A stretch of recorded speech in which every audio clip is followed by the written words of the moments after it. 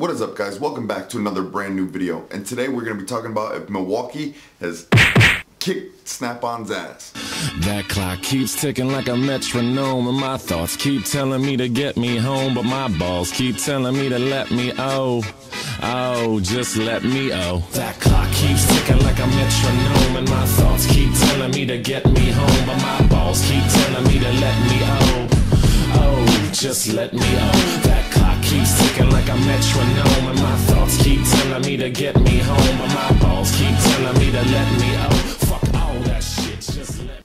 Alright guys, so a lot of people have been asking, and I've talked about this with Keith, I've talked about it with Flat Rate Master, if Milwaukee has put a dent in Snap-on sales. I think absolutely. I think they absolutely have put a dent in their sales, and I think Snap-on needs to be a little bit worried because Milwaukee is taking over the power tool game. I don't have exact numbers or figures, but I'm sure if I did some digging or other guys did some digging, we would see that Snap-on sales have drastically dropped for power tools. And this is one thing these companies need to learn. These companies need to learn that the power of YouTube is magnificent. Content creators hold so much power, it's not even real. And these companies need to start acknowledging that. Look at all the content creators in the tool genre and how much we've been talking about Milwaukee. Also look in the comments section and look at how many people are saying like, I bought Milwaukee due to this video. I no longer buy Snap-on because I found that Milwaukee is better for a fraction of the price.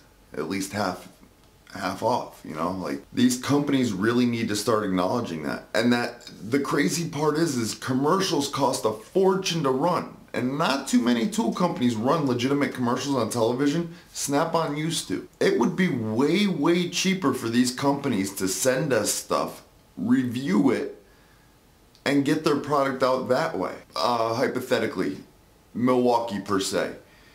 I don't know how much, we're gonna say the half-inch M18 fuel costs them $40 to make. Start to finish, $40 to make just the body of the tool, alright? And they send it to us to review. That review just cost them $40. And when you do a Milwaukee video, if you have a decent amount of subscribers, Milwaukee videos pick up a lot of traction. So even if you reach 5,000 views, alright? So we'll say, because sometimes videos are watched twice, we'll say if your video hits 5,000 views, you probably reached about 4,500 people. Probably a little bit more, but really, to reach 4,500 people, it cost them $40. Now these numbers are all hypothetical, of course, so it could be more, it could be less, who knows. But I think that would be the smarter route to go. I don't think these companies understand the power of content creators and the power of YouTube itself. The amount of comments saying that people are using Milwaukee over Snap-on now is ungodly. There's just so many. I know on my videos alone. And so many other people have done them as well. And then there's also rumors of Milwaukee becoming an actual tool brand. I mean, I understand they are a tool brand, but like hand tools and stuff. And if I think that they can dominate the market, I don't know about all that. Power tools, they have a very good shot at it, and I think they're doing a damn good job at becoming #1 as it is. Hand tools, they'd have a lot to prove. A lot. And the hard part is that they'd be selling at places like Home Depot or Lowe's or Home Depot. And there's a stigma when it comes to buying tools from a regular store. The only one that kind of got away with it was Craftsman being sold at Sears and then other places. But and still, it was still not frowned upon, but it, you know, it was Craftsman. So their next best option would be to do it on YouTube or to do internet commercials, stuff like that, and those can still get pricey. I know to run an ad on YouTube is not expensive at all. It's not expensive, and you know, but still people skip those ads. Like right now you're watching this because you want to know my opinion or thoughts on it, you know, if Milwaukee's doing a bang-up job or not. Right here would be the perfect time for me to throw in an advertisement, you know, like, and say, hey, But the thing about that is too, like, I try to be unbiased with my reviews, so I don't want to just say, just because someone gives me something, I don't want to say it's good, and I'm not going to. I do boast about the Van pliers and all that stuff because I stand behind those pliers. Those pliers are 100%. They're great. They're must-haves. But, you know, and I want whatever product I have to be as legitimate as those reviews are. I want them to be that sincere. But if Milwaukee keeps going the way they're going and they keep running these sales every now and again, they're going to eat Snap-on alive. They're going to eat them alive. And you know the crazy part? Snap-on can revive themselves. See, the problem is Snap-on has to realize this isn't 20 years ago before the internet was really huge, where, you know, people, it was off of all sight, you know, oh, he's got Snap-on, he's got Snap-on, he's got Snap-on, I gotta have Snap-on. Snap-on makes me a technician. Well, unfortunately, that's how people used to think. And it's not like that anymore, because now you can jump onto one of our channels or just jump on the internet plain and simple and see what the trending tool company is or what everyone is liking at the moment and what's the best bang for your buck. Plenty of people do great tool deal videos, you know, like these are all in a way promotion, and it's free promotion. You know, like if Snap-on were smart, they'd come and reach out to each and every one of us and say, you know what, here's a few products, review them, you know, like, and if it's their hand tools, they're gonna get a good review because their tools are good. And the same thing applies with every other company. They need to appreciate the content creator. We're all out here saying how good or bad these companies are, and it's like, you know, we're doing this and you guys aren't recognizing it. And you know they're watching. They're definitely watching.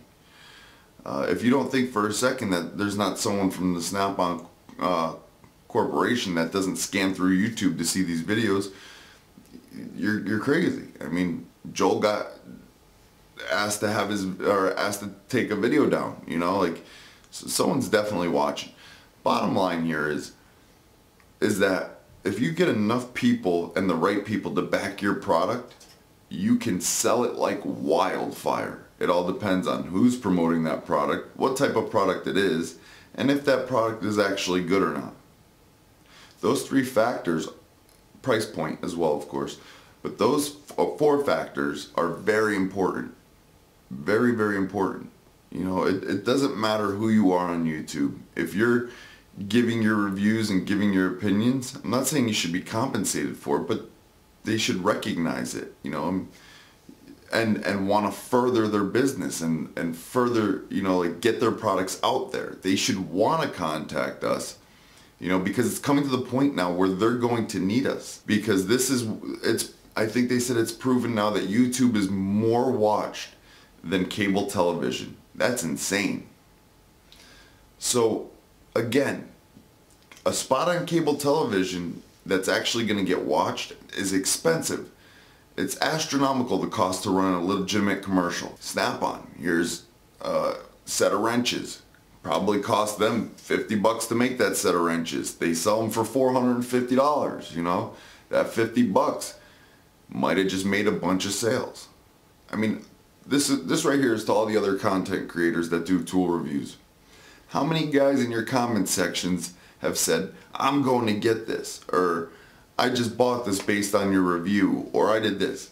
Add those all up, and then just try and get a general idea in your head about how much money that was.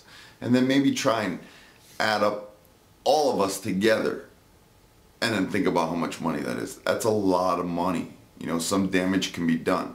There's a few companies out there that send things, you know, like, actually I don't know the name of her company, but this one woman sends a bunch of stuff, and Bang Goods and stuff like that. They're all on the right track.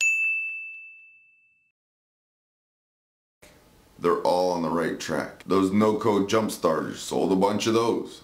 The other jumper box, still gotta make a video on that, and that's coming up, and that'll sell like hotcakes because they're $70 and those jump boxes are unbelievable. Ask Arnett. These companies need to start realizing what's going on. And Milwaukee, if Milwaukee keeps on their path, they're gonna do some serious damage, and you know, they're going to make a lot of people happy. So many people are happy with their products because you cannot go wrong buying Milwaukee. You cannot. Their warranty is phenomenal. Their prices are great. You can go to Home Depot and return and warranty exchange things.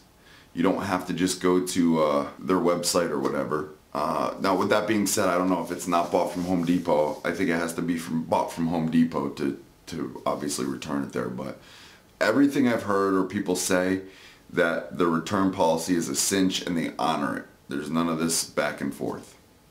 So, but that's all I got.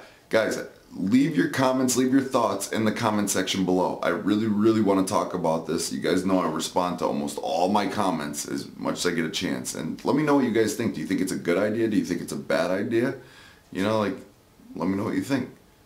Anyways, guys, thanks for watching this video. If you like what you saw here, be sure to click here and subscribe. Okay?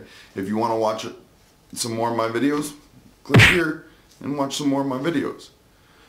And that's that. I'll see you guys in the next video. Thanks for watching. Keeps ticking like a metronome, and my thoughts keep telling me to get me home, but my balls keep telling me to let me just let me That clock keeps